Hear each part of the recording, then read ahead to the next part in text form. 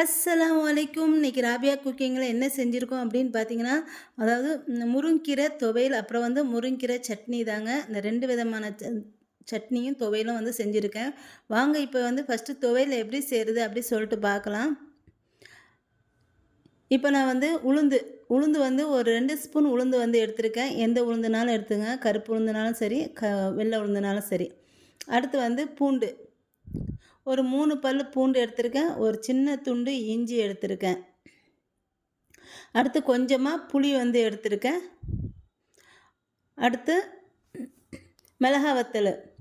நான் வந்து 3 மிளகா வத்தல் எடுத்திருக்கேங்க. அடுத்து வந்து சின்ன வெங்காயம் வந்து ஒரு 7, 8 ஒரு 10 கிட்ட இருக்கும். 10 சின்ன வெங்காயம் எடுத்துக்கோங்க. அடுத்து ஒரு சின்ன துண்டு தேங்காய் எடுத்துக்கோங்க. அடுத்து கொஞ்சம் கருவேப்பிலை, கொஞ்சம் மல்லி இலை வந்து எடுத்துக்கோங்க. அடுத்து முருங்கீரை எவ்வளோ எடுத்திருக்கேன்னா, ஒரு கைப்பிடி நிறைய நான் வந்து முருங்கீரை எடுத்திருக்கேன். இப்போ இது எல்லாத்தையும் எப்படி செய்கிறது அப்படி சொல்லிட்டு பார்க்கலாம். ஒரு பாத்திரம் வச்சுருக்கேன். இதில் கொஞ்சம் எண்ணெய் வந்து 1 ஸ்பூன் எண்ணெய் ஊற்றிருக்கேன். ஃபஸ்ட்டு நான் வந்து உளுந்தை வந்து இதில் வந்து சேர்த்துக்கிறேன். இந்த உளுந்து வந்து நல்லா வறுக்கணும். அதாவது மீடியம் ஃப்ளேமில் வச்சுட்டு வறுத்துக்கங்க. கொஞ்சம் கலர் சேஞ்ச் ஆகும்போது இதில் வந்து எல்லா பொருளும் ஒன்று ஒன்றா வந்து சேர்த்துக்கலாம். இப்போ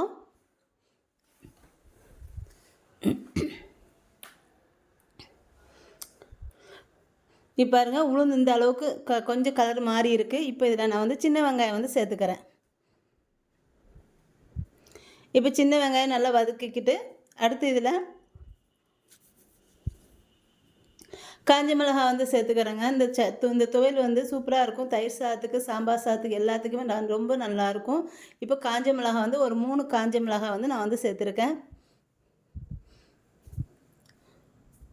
உளுந்து வந்து ரொம்ப சேர்க்காதீங்க, கொஞ்சம் கம்மியாகவே சேர்த்துக்கோங்க. ஒரு 2 ஸ்பூன் போதும். ரொம்ப சேர்த்துட்டா வலுவலுப்பாக இருக்கும், நல்லா அவ்வளோ டேஸ்ட் இருக்காது. அதனால் உளுந்து வந்து ஒரு 2 ஸ்பூன் சேர்த்துட்டு அதுக்கப்புறம் இப்போ வந்து நான் வந்து தேங்காய் எடுத்து வச்சுருக்கேன் பார்த்தீங்களா, அந்த தேங்காய் வந்து சின்ன சின்னதாக கட் பண்ணி தேங்காய் வந்து தேங்காயும் சேர்த்து வதக்கிக்கணும். இப்போ அடுத்து புளி சேர்த்துக்கிறேன். அடுத்து வந்து பூண்டு சேர்த்துக்கிறேன். பூண்டு அண்ட் சின்ன துண்டு இஞ்சி சேர்த்துட்டு இப்போ இது எல்லாத்தையுமே வதக்கிக்கோங்க.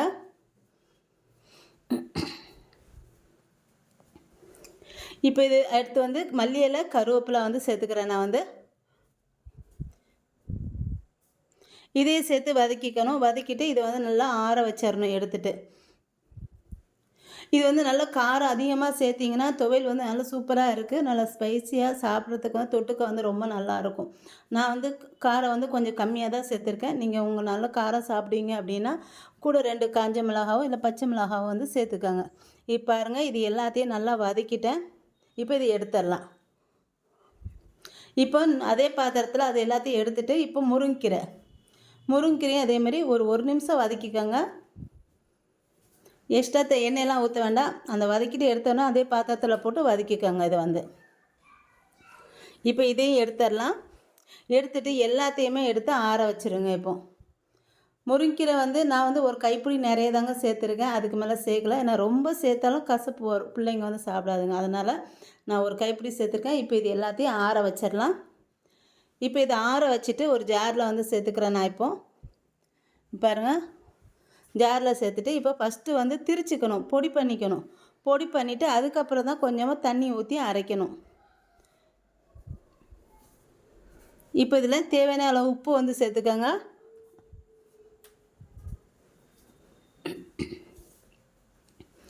சேர்த்துட்டு இப்போ இதை பொடி பண்ணிக்கலாம். ஃபஸ்ட்டு பாருங்கள், இந்த மாதிரி பொடி பண்ணிக்கோங்க. அப்போ தான் அது வந்து நல்லா அரைப்படும். முதல்ல தண்ணி ஊற்றி அரைச்சிடக்கூடாது. இப்போ கொஞ்சமாக தண்ணி ஊற்றிட்டு திரும்ப அரைச்சிக்கலாம். இதை வந்து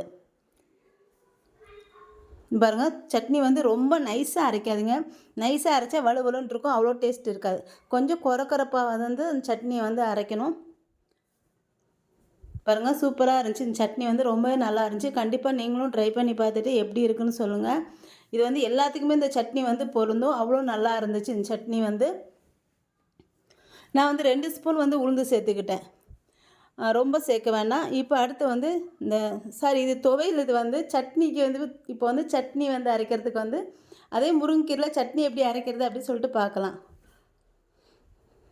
இப்போ முருங்கீரை ஒரு கைப்பிடி, 2 தக்காளி எடுத்திருக்கேன், 2 காஞ்ச மிளகாய் எடுத்திருக்கேன், 1 ஸ்பூன் மல்லி வந்து எடுத்திருக்கேன். 1/2 ஸ்பூன் ஜீரகம் எடுத்திருக்கேன். அடுத்து பச்சை மிளகாய் வந்து நான் வந்து 2 எடுத்துருக்கேன். இது வந்து நல்லா காரசாரமாக நான் வந்து அரைக்கிறதுனால கொஞ்சம் பச்சை மிளகாய் வந்து சேர்த்துக்கிறேன். 3 பச்சை மிளகாய் எடுத்திருக்கேன்.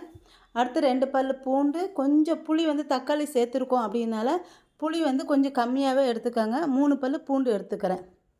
அடுத்து அதேமாதிரி கொஞ்சம் மல்லி இலை, கொஞ்சம் கருவேப்பிலை எடுத்துக்கிறேன்.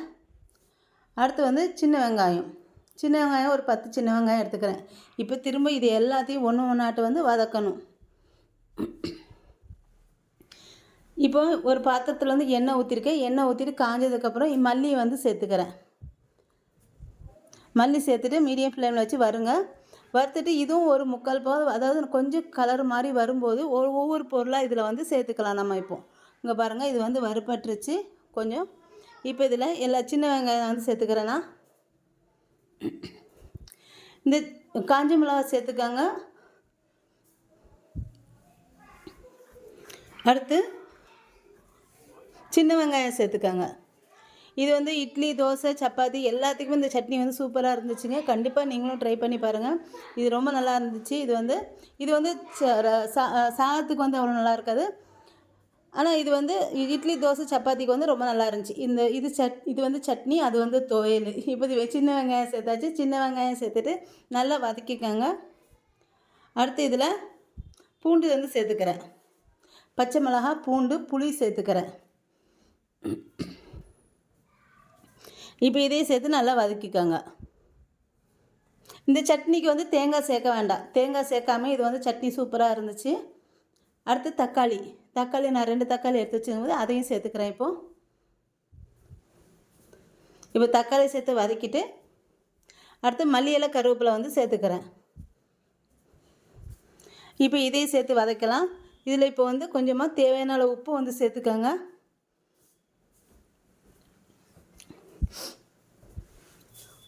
மீடியம் ஃப்ளேமில் வச்சு எல்லாமே நல்லா வதக்கிக்கோங்க. அடுத்து உப்பு சேர்த்தாச்சு. உப்பு சேர்த்துட்டு நல்லா வதக்கிக்கணும். இது நல்லா வதக்கிட்டு இப்போ இதையும் எடுத்து நல்லா ஆற வச்சிடணும். பாருங்கள், இதெல்லாம் வதக்கிட்டா இது வதக்கினதுக்கப்புறம் கொஞ்சமாக ஒரு கைப்பிடி நிறைய முருங்கீரை வந்து சேர்த்துக்கோங்க. நான் அதில் வந்து முருங்கீரை வந்து தனியாக வதக்கினேன். இதில் வந்து இதோடையும் சேர்த்து வதக்கிக்கோங்க. அதுலேயும் சேர்த்து வதக்கலாம். நான் வந்து அதில் தனியாக வதக்கிட்டு இதில் வந்து ஒன்றாவே சேர்த்துட்டு இப்போ இது எல்லாத்தையுமே நல்லா வதக்கிட்டு இப்போ இதையும் எடுத்து ஆற வச்சுக்கிறேன். இப்போ எல்லாம் வதக்கியாச்சு. இங்கே பாருங்கள், இது நல்லா ஆறிடுச்சு. இப்போ இதை மிக்ஸி ஜாரில் சேர்த்துடலாம். இதுக்கு தண்ணியே ஊற்ற வேண்டாங்க. அந்த தக்காளியோட இதிலையே நல்லா வந்து நைஸாக நல்லா அரைச்சிடும். இதையும் ரொம்ப நைஸாக அரைக்காதீங்க. ஓரளவுக்கு கொஞ்சம் கொரகொரப்பாகவே அரைங்க.